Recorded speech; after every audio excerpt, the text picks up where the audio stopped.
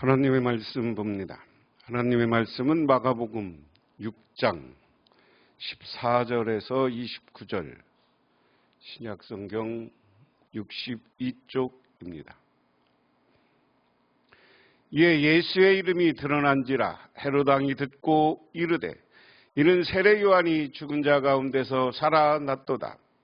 그러므로 이런 능력이 그 속에 일어나느니라 하고, 어떤 이는 그가 엘리야라 하고 또 어떤 이는 그가 선지자이니 옛 선지자 중에 하나와 같다 하되, 헤롯은 듣고 이르되 내 목벤 요한 그가 살아났다 하더라.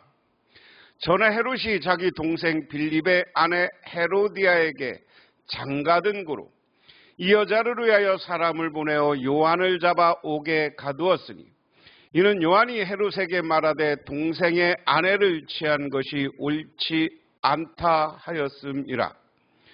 헤로디아가 요한을 원수로 여겨 죽이고자 하였으되 하지 못한 것은 헤롯이 요한을 의롭고 거룩한 사람으로 알고 두려워하여 보호하며 또 그의 말을 들을 때 크게 번민하면서도 달갑게 들음이러라.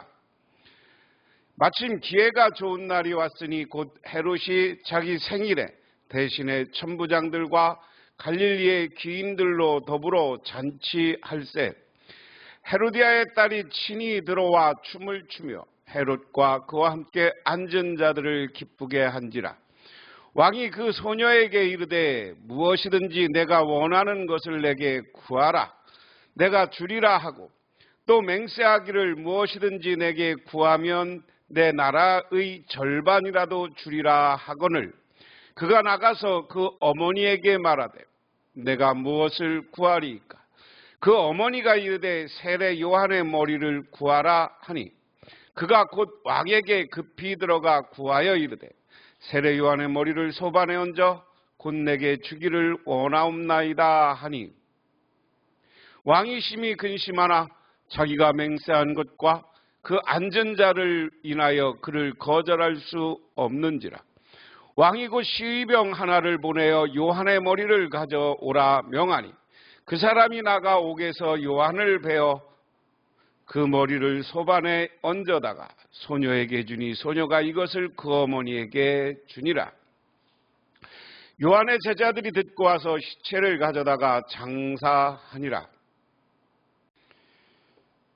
어떤 마부가 당나귀 등에 돌부처를 싣고 길거리로 지나가는데 많은 사람이 돌부처를 보고 합장 배례를 하였습니다. 그런데 이 당나귀는 자기를 우러러보고 경배하는 것이라 착각에 빠집니다. 그래서 우쭐대며 교만한 마음으로 마부가 가라는 방향으로 가지 않습니다. 이에 화가 난 마부는 채찍으로 내리칩니다. 갑자기 내리치는 채찍에 깜짝 놀라 뛰는 바람에 당나귀의 등에 있던 돌부처가 땅에 떨어졌습니다. 그로 인해 당나귀는 다리를 다쳐 그만 쓸모없는 나귀가 되었고 결국 주인으로부터 버림받습니다. 세상에서 교만한 사람을 좋아하는 사람은 한 사람도 없습니다. 교만은 실로 큰 죄이며 하나님 나라의 거친 돌입니다 하는 겁니다. 우리가 상황을 한번 보죠. 오늘 14절에 예수 이름이 널리 알려지니 헤롯 왕이 그 소문을 들었다. 사람들이 말하기를 세례 요한이 죽은 자 가운데서 살아났다. 그가 그 때문에 이런 놀라운 능력을 발휘하는 것이다 하고, 더러는 말하기를 엘리야다 하고, 또 더러는 옛 예언자 가운데 한 사람 같은 예언자다 하였다. 그런데 헤롯이 이런 소문을 듣고 말하기를 내가 목을 벤 요한이 살았구나 하였다. 헤롯이라는 왕의 이름을 성경에서 예수님 시대 봅니다. 먼저 헤롯이라고 한 사람은 헤롯 대왕입니다. 이 사람은 누구냐? 예수님이 태어날 때 동방박사들이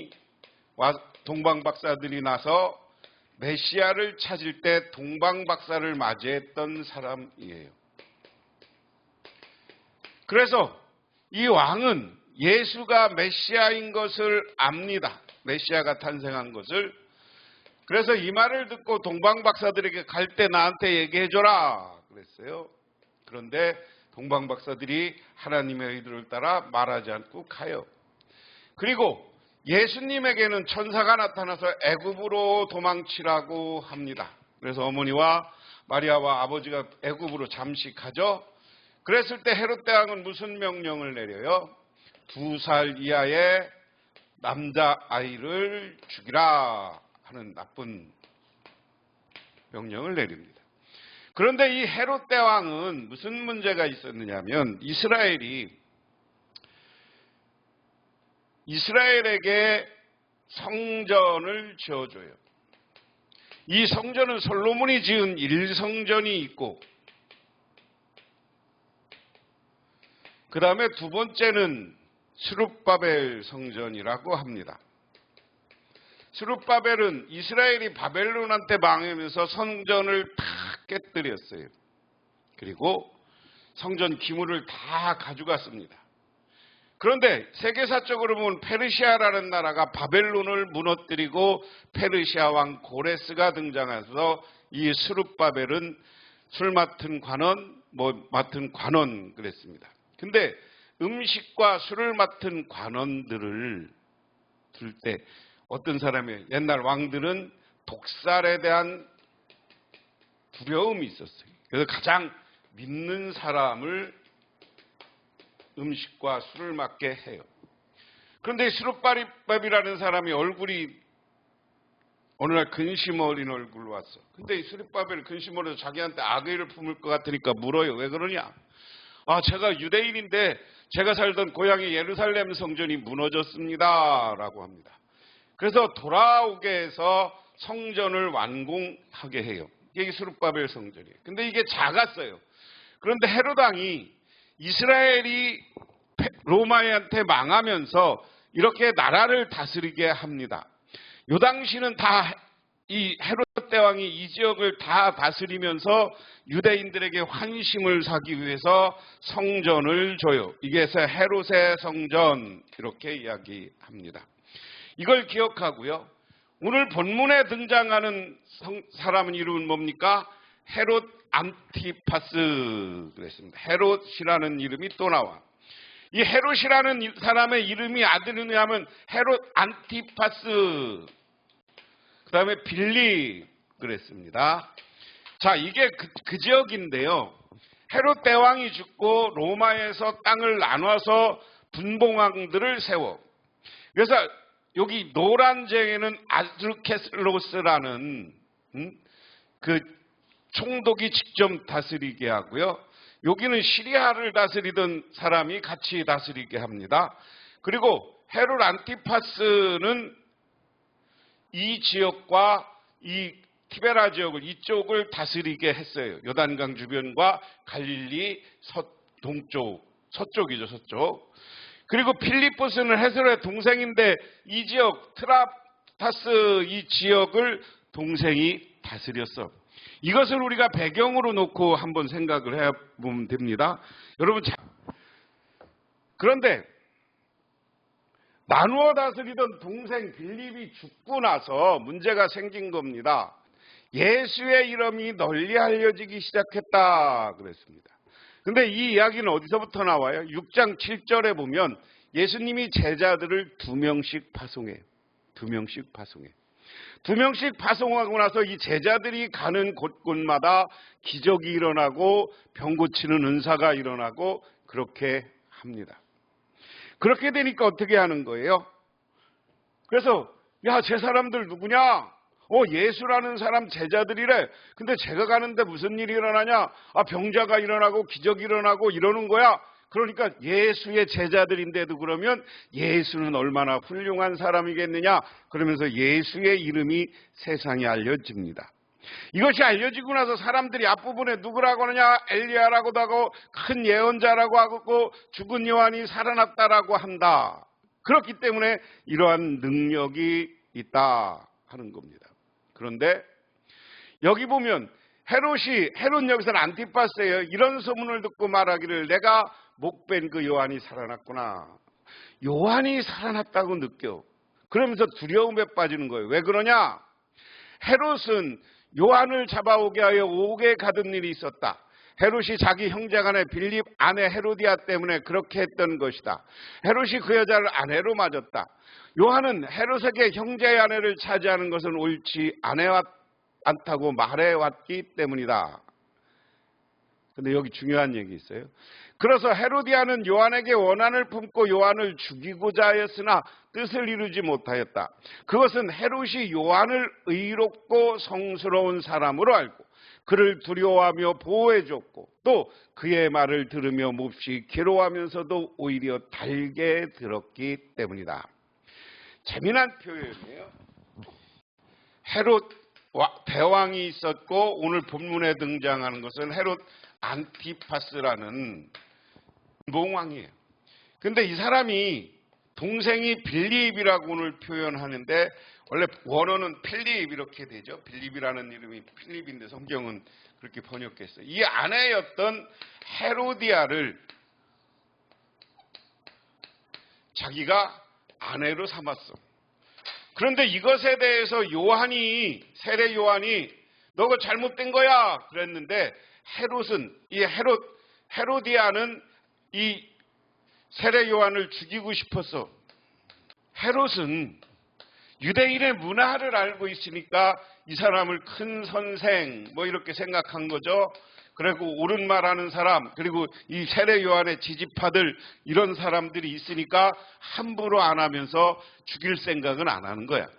헤롯이 막 이 세례 요한이 자기를 비판하면 이 헤롯은 정말 그런가 하고 의심하면서도 자기를 비판하는 것을 올바로 듣고 그것을 행하려고 했다. 요즘 생각하면 좀 양심은 있는 분봉왕이었던 것 같습니다. 그런데 헤롯의 방탕과 요한의 순교, 그런데 좋은 기회가 왔다. 헤롯이 자기 생일에 고관들과 천부장들과 갈릴리의 요인들을 청하여 놓고 잔치를 베풀었는데 오늘 중요한 건 사람이 쾌락을 즐기고 환란을 즐길 때, 방탕이 즐길 때 사탄이 그 사람을 유혹한다는 거예요. 그래서 자기 생일날 큰 잔치를 베풀어. 이 잔치를 베푸는데 누가 왔냐? 그 유대의 고관 대작들이 오고 이 천부장 고관들과 천부장이라는 건 로마의 군인, 자기가 섬기는 다스리는 지역의 요인들이 다 와서 잔치를 베풀었어. 잔치를 베풀었으니까 어떻게 되겠어요? 좀 술도 먹고 고해졌겠죠. 그러니까 뭐라고 하냐? 헤로디아 딸이 춤을 추면서 헤롯과 그 자리에 앉아있는 사람을 즐겁게 해주었다. 왕이 소녀에게 말하였다. 내 소원을 말해봐라. 내가 들어주마. 그런데 이 헤로디아 딸이 몇 살이나 됐는지 모르게 이쁘게 춤을 춰. 이 춤에 감동받은 누구야? 헤롯이 방탕해져서 이제 타락하고 나니까 야! 교만도 생겼겠죠. 네가 원하는 게 뭐냐? 네가 말하는 거 다 주겠다. 그리고 소녀에게 굳게 맹세했다. 내가 원하는 것이면 이 나라의 절반이라도 주겠다. 이게 사람들이 갖고 있는 교만한 모습입니다. 우리는 이 교만한 자리에서 내가 겸손해질 줄 알아야 돼요. 재미난 이야기가 있어요. 깊은 산속에 검은 수탉과 붉은 수탉이 있었답니다. 근데 매우 친했어요. 어느 날 그들이 사는 마을에 예쁜 암탉이 이사를 왔습니다. 검은 수탉과 수탉은 예쁜 암탉을 사랑하게 되었습니다. 붉은 수탉도 암탉을 사랑하게 되었습니다. 그래서 서로 사랑의 경쟁을 하면서 서로 원수가 돼요. 그러고 나서 뭐라고 하느냐? 야, 우리 한번 가서 싸워보자. 서로는 결투를 해서 저 암탉을 누가 차지할까 한번 정하자. 그리고 결투를 했어요. 한참 싸우다가 누가 이겨? 검은 수탉이 이겼대요. 그래서 붉은 수탉은 저쪽에 찌그러져 있고 검은 수탉이 너무 기쁜 나머지 지붕 위에 올라가서 큰 소리로 내가 이겼다. 내가 붉은 수탉을 이겼다. 이제는 저 암탉은 내 차지다 하고 소리를 질렀대. 그런데 그때 잠자고 있던 독수리가 이 소리를 듣고 깨어나서는 푹 날라서 소리 나는 데로 가서 수탉을 탁 채가서 잡아먹고 말았다. 이게 교만한 사람들에게 오는 이야기입니다. 교만 떨다가 자기도 모르게 이게 전부인 줄 알다가 나보다 더 센 사람한테 당하는 거요. 더 센 사람한테 잡혀먹는 거요. 그러므로 여러분 겸손해지시기를 바랍니다. 그래서 오늘 헤롯은 자기 조카가 춤추는 걸 보고 야 내가 교만해지니까 이 땅 절반이라도 줄게. 응? 요 소원을 얘기해. 그러니까 이게 악한 누구예요? 헤로디한테 들어가 소녀의 바깥으로 나가서 자기 어머니에게 말하였다. 무엇을 달라고 청하였을까요? 그 어머니가 말하였다. 세례 요한의 머리를 달라고 하여라. 소녀는 급히 왕에게 돌아가서 청하였다. 곧바로 서둘러 세례 요한의 머리를 쟁반에 담아서 내게 주십시오. 왕은 마음이 몹시 괴로웠지만 맹세한 것과 거기에 함께 앉아있는 사람들 때문에 소녀가 달라는 것을 거절할 수 없었다. 그래서 왕은 곧 호위병을 보내서 요한의 목을 베어오게 하였다. 호위병은 나가서 감옥에서 요한의 목을 베어서 쟁반에 담아 소녀에게 주고 소녀는 그것을 자기 어머니에게 주었다. 방탕해진 헤롯. 자기가 평상시에는 요한에 대해서 함부로 못하고 요한은 맞는 말을 한다고 봤지만 자기가 방탕해지고 나니까 잔치에서 쾌락을 즐기다가 보니까 자기 조카의 욕심, 헤로디아라는 욕심, 악한 여자의 말을 듣고 자기 의의 사람을 죽이게 되는 거예요. 여러분, 오늘날 우리가 분명히 하시기 바랍니다. 오늘 세상도 우상의 힘, 주술의 힘 이런 것을 불어서 세상을 함부로 하고 자기가 뭔가 될 것처럼 교만해지는 사람이 있어요. 하지만 하나님의 역사 앞에 그들은 물러가게 되는 거 벌받게 돼 있다는 사실을 깨달으시기를 바랍니다. 그러므로 하나님만 바라보며 살아가는 저와 여러분이 되시기를 바랍니다. 교만한 자리가 아니라 방탕한 자리가 아니라 겸손한 자리에 서시기를 주님의 이름으로 축원합니다. 재미난 이야기가 있어요. 어느 집사님이 직장에서 자꾸만 권하는 술을 그리스도 양심으로 계속 먹을 수가 없었습니다.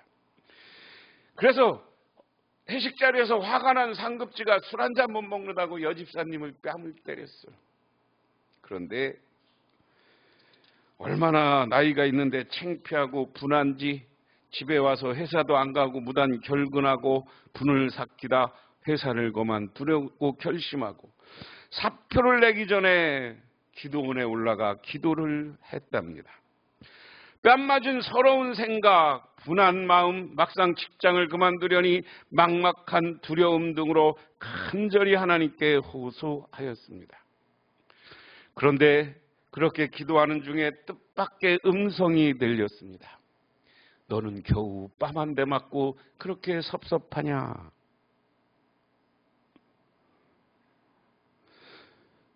나는 모든 이에게 멸시와 천대와 고난을 받았고 너를 위해 십자가를 지었다. 침뱉음을 당하고 저주와 욕설과 살을 찢는 채찍으로 맞으면서 아무런 자존심도 혈길도 변명도 없이 묵묵히 십자가를 지고 골고다에 올랐다. 나는 손과 발이 못 박히고 조롱하던 무리들에게 저주하지 않으시고 오히려 그들을 용서해달라고 했다. 이 음성이 들리면서 자기 몰래 예수님에 대한 그 환상이 오버랩이 되는 거예요. 그래, 예수님은 십자가도 지셨는데 뺨 한 대 맞고 그랬다고 내가 섭섭해서 되겠냐. 그리고 직장으로 나아갑니다. 근데 직장에 와보니 자기에게 뺨 때린 상사의 평상시의 여러 가지 행동 때문에 문제가 돼서 이 사람을 징계해야 된다는 거예요. 그런데 이 징계해야 된다는 이유 가운데 하나가 그 집사님의 뺨을 때린 것도 있었어요. 그래서 그를 징계하는 사람들이 와서 조사를 합니다. 당신이 뺨 맞은 거 증언만 하면 우리는 그 사람을 빨리 파면하고 징계하겠다. 그런데 이 집사님이 기도하다가 아니요, 맞은 적 없어요. 사람을 그렇게 인생을 망치나 싶어서 오히려 그 사람을 옹호하고 그 사람을 위한 탄원서를 써줍니다. 그래서 그 상사는 징계를 면했고 나중에 그 집사님이 자기를 징계를 그렇게 탄원서 써주고 그렇게 억울한 일을 당했어도 자기를 도왔다는 말을 듣습니다. 미안해서 사과하러 와요. 그래서 그 사람에게 함께 예수 믿죠 하고 전도를 합니다. 그리고 나서 같은 그 회사에 있는 직장 선교에서 함께 신앙생활을 하면서 서로가 아주 좋은 그리스도인의 교제를 나눴고 그리고 나서 둘은 같은 직장 선교의 일을 합니다. 그리고 나중에 이 집사님을 때렸던 상사가 예수 믿고 예수를 영접하니까 변화되고 나서 어떻게 됐냐? 그 직장 선교의 회장으로 봉사하고 자기 교회도 열심히 봉사하는 사람이 되었다. 오늘 이 시간 우리는 우리가 교만한 자리에 서면 실수합니다. 오늘 헤롯처럼 세례 요한이라는 위대한 사람을 죽입니다. 그래서 그 사람은 영원히 오늘 가룟 유다와 함께 저주받을 사람으로 성경에 기록돼요. 그러므로 우리는 교만한 자가 아니라 오늘 예수 그리스도는 정말 아까 이야기한 것처럼 우리를 위해서 십자가의 고난의 길을 갔을 때 우리의 구원자의 자리에 서게 된 거예요. 그러므로 우리는 교만한 자리에서 겸손한 자리로 내려오시기를 주님의 이름으로 축원합니다. 기도하겠습니다. 하나님 아버지 고맙습니다. 우리는 오늘 어느 자리에 있습니까? 하나님 겸손한 자리에 서게 하옵소서. 많은 사람들이 우리를 조롱하고 핍박할지라도 그것을 원망하지 말고 주님의 겸손한 자리에 서서 주님과 동행하는 삶을 살게 하옵소서. 그래서 우리들이 복음을 전할 때 많은 이들이 예수께 돌아오는 역사가 나타나게 하옵소서. 예수님 이름 받들어 기도드리옵나이다. 아멘. 지금은 우리를 죄 가운데서 구원해 주시고 부활의 승리자가 되신 우리 주 예수 그리스도의 은혜와 온 우주를 창조하신 성부 하나님의 축복하심과 우리 삶 가운데 찾아와서 우리 이끄시는 성령님의 인도하심이 오늘 주님께 나와 기도하고 간구하며 오늘 수요예배에 참석한 모든 이들이 영원토록 함께 하시기만을 간절히 축원하옵나이다. 아멘.